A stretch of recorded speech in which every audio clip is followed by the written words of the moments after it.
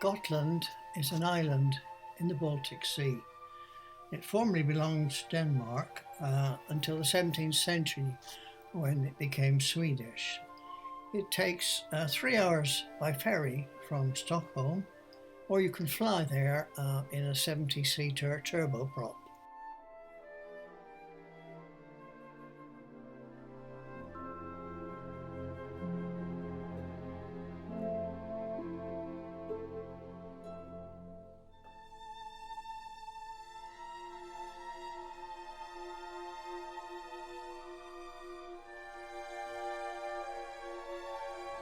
Our first trip was to the island of Faroe, which lies at the top of the island. It's about 50 miles from Visby, and you get to the island on a free ferry, which only takes about 8 minutes and runs very frequently.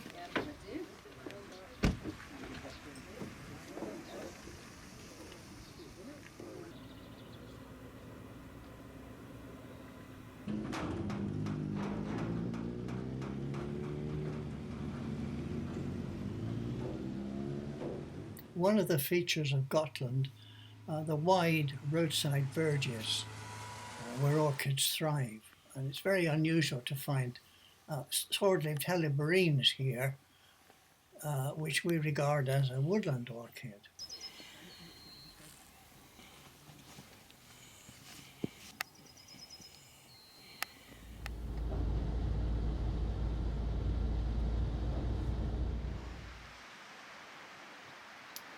The island, basically limestone, and this area is well known for the weathered stacks.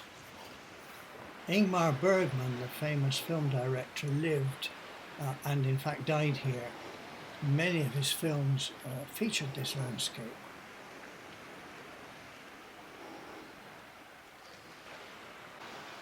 Vegetation is sparse, and we didn't find any orchids at all here. On our way back, we stopped to have a look at the windmill that we could see, and we found it was a piece of desolate land full of orchids. Again, mostly early purples, but there were also burnt-tipped orchids there.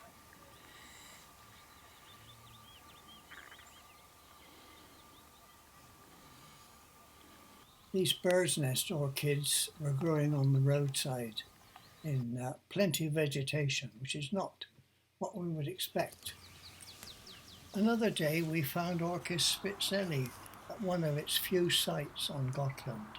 This is the most northerly point of its distribution in Europe.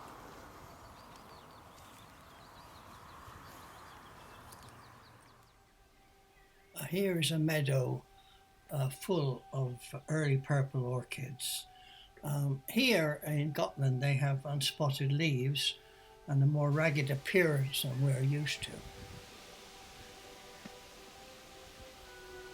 And also growing in the grass, the burnt-tipped orchids on rather long stems where they've had to fight to be above the other vegetation. And the green-winged orchid the same.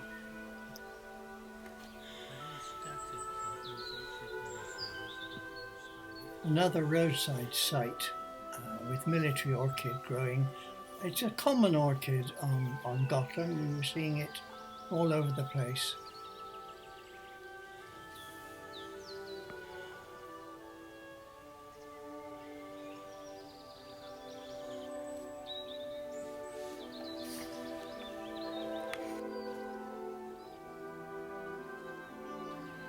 No.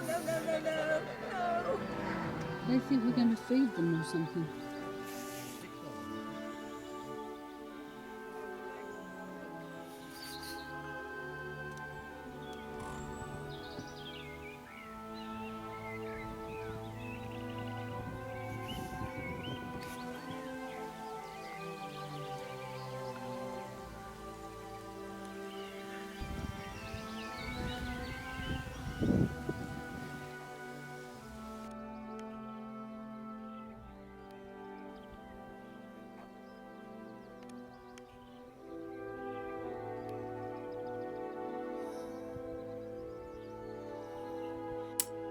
And we also travelled down to the southern tip of Gotland to see a typical marshy fen where several varieties of marsh orchid grow.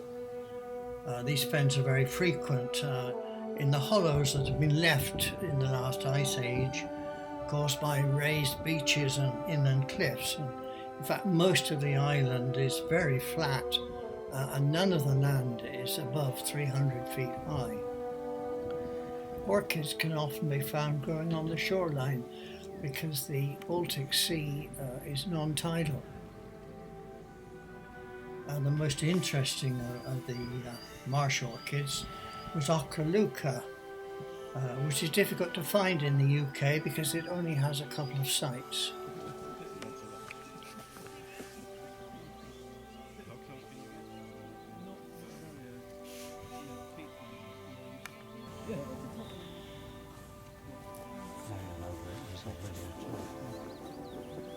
That's even got its own little neat tribe. A few miles offshore there are these two small islands, and we visited one of them, Stora Castle. They're mostly uninhabited and they're bird sanctuaries with the ubiquitous early purples in flower.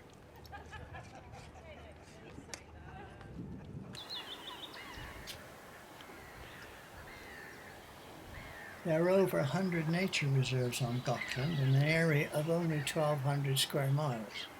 For comparison, the three counties of Berkshire, Bucks and Oxfordshire have only got 86 reserves in an area of 2,000 square miles.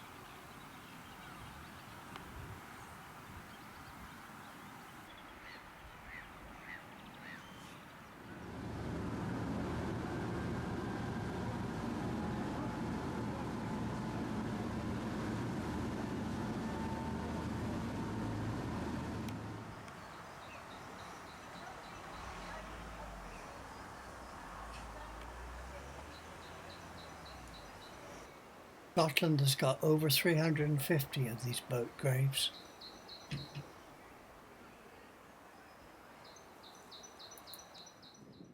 These are the medieval walls which surround the island's main town of Visby.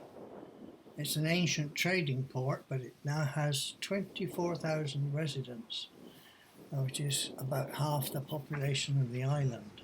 It's a World Heritage Site. It has over 200 houses and warehouses in grid-patterned streets. This is one of the oldest. And they're all protected from change. But there are many authorities managing the site, no overall control. Where was it Hamar? Hamar Cathedral. Hamar Cathedral. No, but it's similar to that. This is a room. This is the famous round the bend.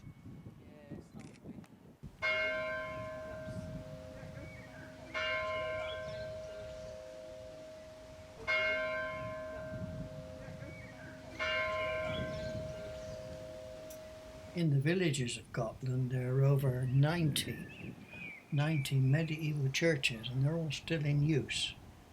Most were built in the 12th and 13th centuries. The highlight of our trip was kept until the last day to make sure that the lady slipper orchid would be in flower. It was a long, complicated walk to the site because it's not publicised or even mentioned on the reserve site.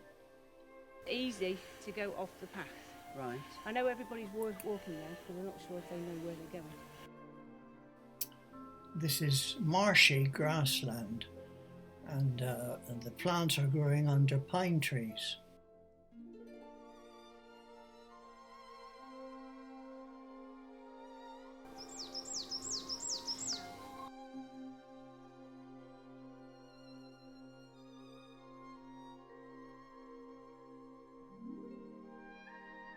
You can see on this next picture a pollinating insect already in the lip of one flower, and it flies to the right hand side of the frame and is now in the second flower.